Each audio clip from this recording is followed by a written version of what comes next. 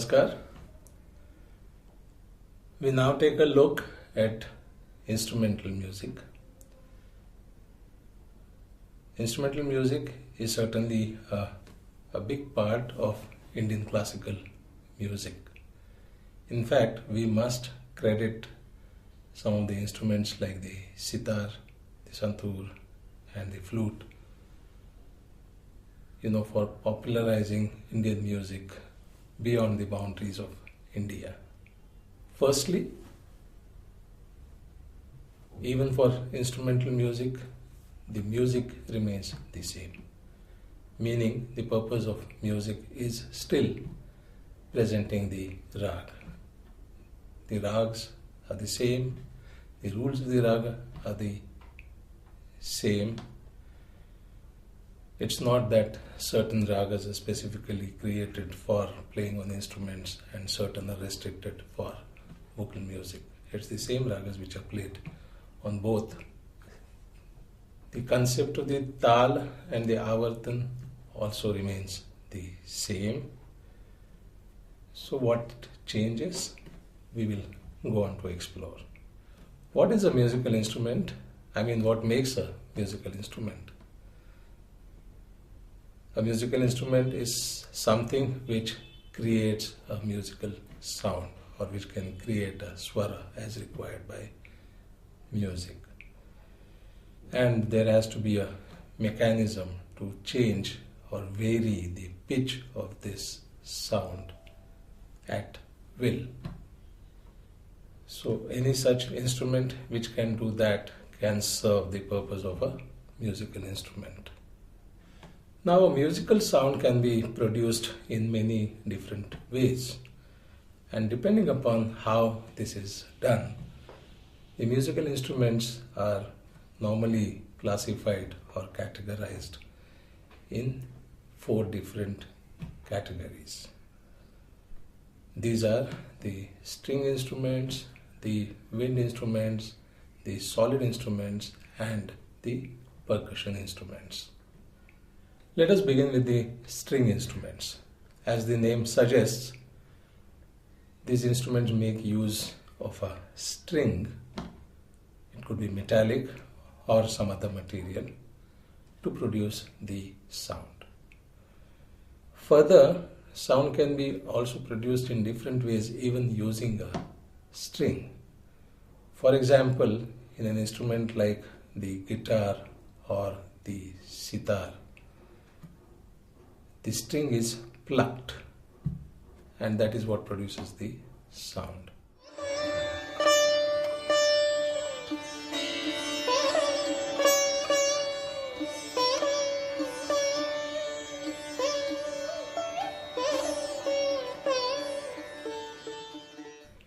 In case of a violin or a sarangi, we use a bow over the string to produce the sound.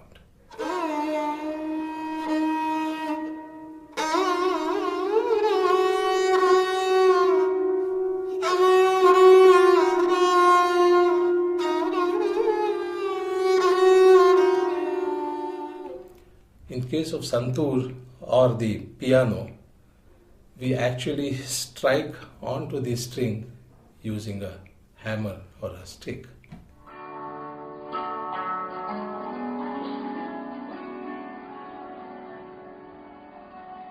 The wind instruments make use of wind in some way to create a sound. As I do in my flute, I just blow in this bamboo.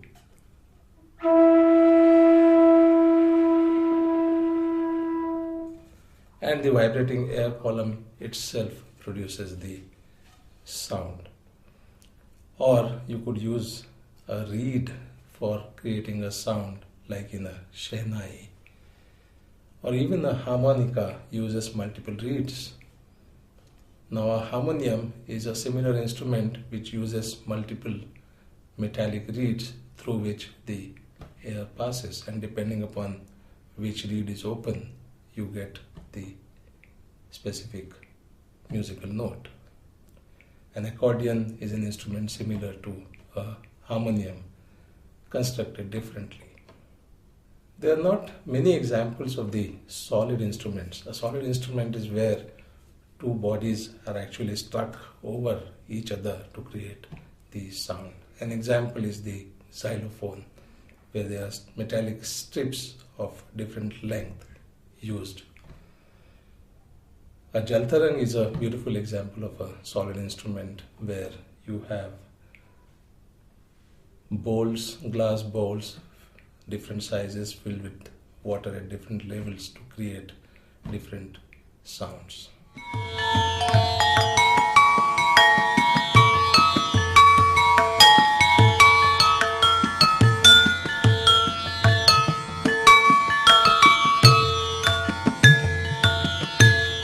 And finally, we look at the percussion instruments. All the other instruments we've looked at so far create musical sounds, and they have a mechanism to vary the pitch of these musical sounds, which means they can produce a melody. And so they will always be used to create a melody, the main melody of music. Whereas, as the name suggests, the percussion instruments are used for another purpose, and in case of classical music, that purpose is to provide the frame of the tala. And this is, as we know, is done by the tabla. So tabla is a percussion instrument. The other percussion instruments are the pakhawas, the mridangam, or even the dholak. Most percussion instruments use a tight skin over a hollow body like the tabla.